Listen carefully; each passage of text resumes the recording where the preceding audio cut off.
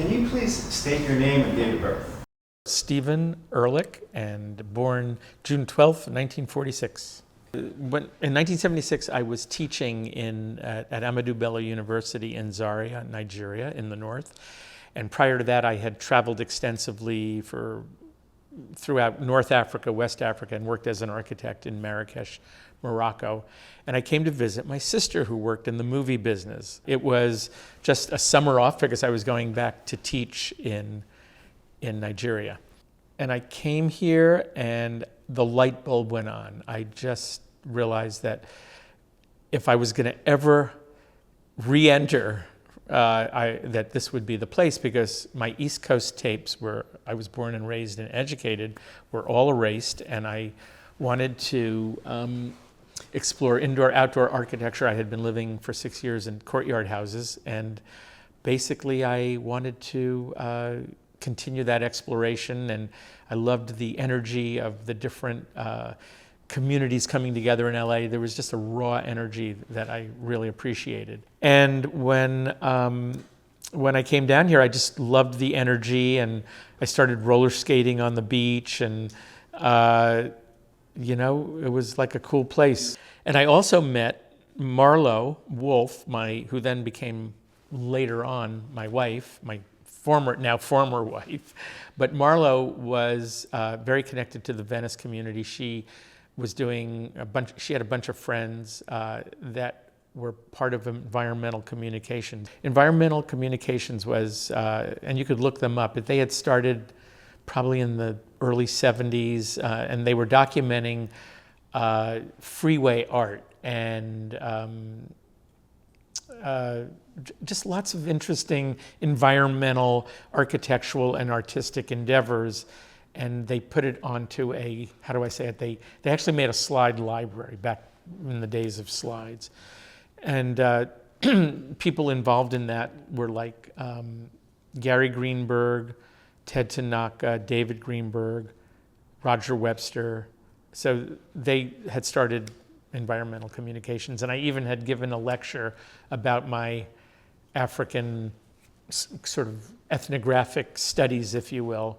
And they loved that. And then in 1979, after I got my architectural license, I bought a house in Venice at 1402 Oakwood Avenue. I still remember the address, at the corner of Oakwood and California. And it was an old craftsman house that I took a few months to fix up. And that, like the screened-in porch became my first office, and then I built a little structure above the garage, and that became my second office. And my third office was at 76 Market Street, and that would have been in the mid-'80s, because I was doing, by then I was getting established and doing, I did 3 projects on Windward Circle, and they were all projects that actually reflected the past of what was there before. So for example, there was the Race Through the Clouds roller coaster, and I named the building Race Through the Clouds, and the building actually has a slash of neon that goes through it like a roller coaster. So there's a remnant of the memory. And then there was the Antlers Hotel. These are all along the Windward Circle. So I did a building right next to Hamasushi, that tall 3-story building. And that was also a reflection of what the columns that are there, that are culvert pipes, were actually on the rhythm of the columns of the old Antlers Hotel, long ago demolished. And then the Ace, we made what's called Ace Marketplace, which was where once upon a time Ace Gallery was there. And it was the old bathhouse that was there, and also on the lagoon. And so the Ace Marketplace building has symbolism of big cranes that dredged out the canals. There's a lot of references to the history. And then the three commercial projects on Windward Circle, I think, are unique because they were on the old lagoon. I got to look at I did a lot of historical research and looked at old photos from the past about what Venice looked like in the what Abbot Kinney's original vision was, which was all the canals and everything. And that was a great kind of it rooted me into the history that helped the evolution of those three buildings. And my office at that time was right when 72 Market Street, the restaurant, and it was owned by Tony Bill, Liza Minnelli, and Dudley Moore. And it was a great restaurant designed by Morphosis. And I was one brick wall away in my office, and the street just had a great energy. Tony Bill was across the street. Jonathan Borowski, the artist, had his studio there.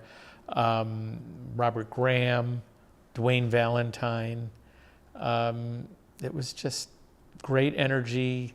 And sometimes the power would go out back in those days, and every time it went out, Tony said, "Drinks on me," and we'd go over to 72 Market and had a good old time. A lot of my friends were artists, and so I became more engaged and often would design artist studios. So I did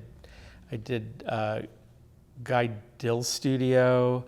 I did two of Ed Moses' studios.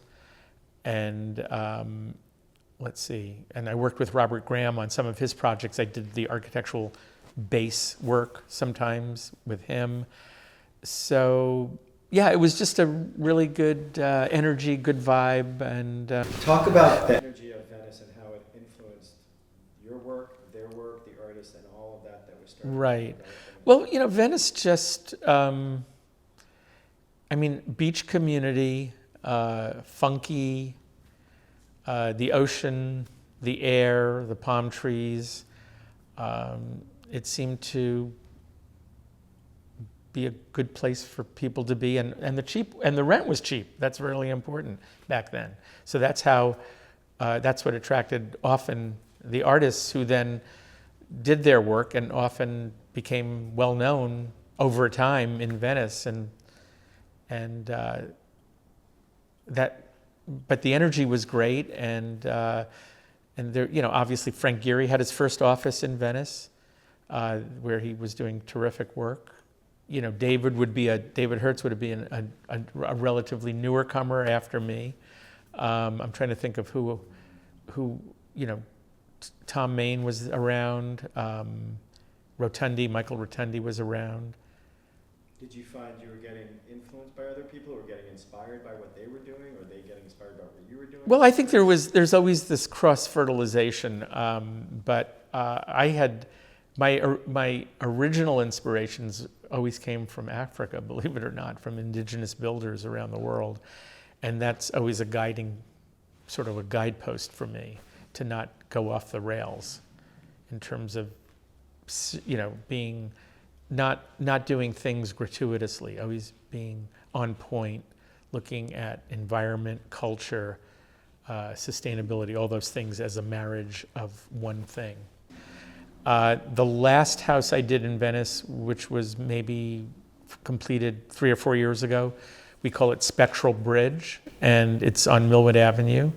I think the perfect moment of Abbot Kinney was about 10 years ago, and the story I like to tell is that I had heard that there was a new pop-up restaurant called Wolf in Sheep's Clothing.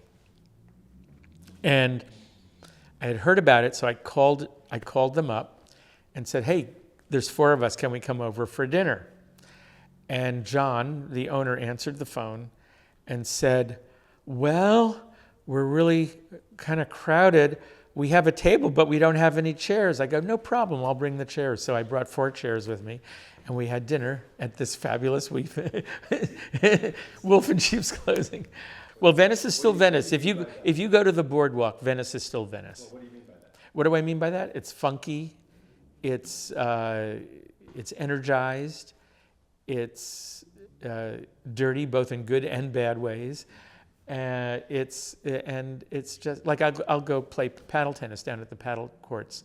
There's just, the world goes by, It's great energy, and the boardwalk has evolved in so many ways. There was the big roller skating boombox days, and then there was the rollerblade days, and now you've got people on their electric bikes zooming past people who are just walking, and it's crazy. I think you see the world go by. You see every flavor imaginable in Venice, and I think that attracts. I'm sure many visitors, if they come, that will be at least one of the top 3 destinations, I would assume.